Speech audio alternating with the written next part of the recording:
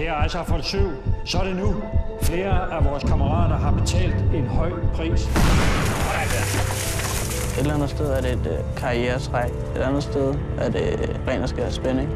Jeg har ikke personligt valgt på noget politisk grundlag, eller det er sgu mest for oplevelse og spænding. Det ville være skide hammerende ærgerligt at komme hjem uden et benet, for eksempel. Ikke? Men igen, altså, man kan lave masser af ting uden et ben, ikke? Passer du rigtig meget på.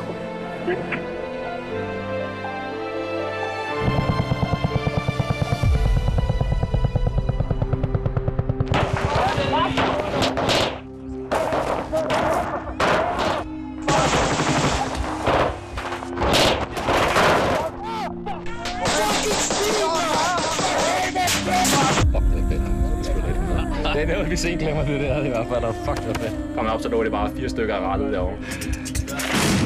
Hvor er det, ready for fire?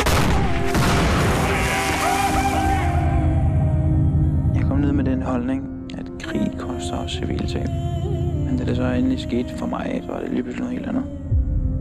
Altså, kan man virkelig leve i sådan en lille lukket verden, så det der, du ser i TV-avisen hver dag med tusinder af mennesker, der dør hele tiden, så kan det ikke røre mig, at der dør en pige hernede. Lad os i respekt minde vores 3 kammerater. Øjensynligt er der nogen, der har ringet hjem og fortalt, at vi har likvideret sårede talibanere. Er der nogen, der mener, det er det, vi har gjort?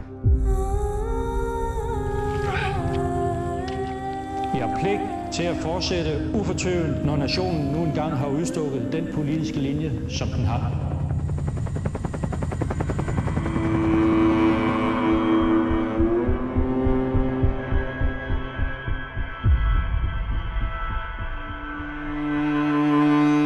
Det skulle ikke for at hjælpe. Altså, jeg synes ikke, det hjælper en skid.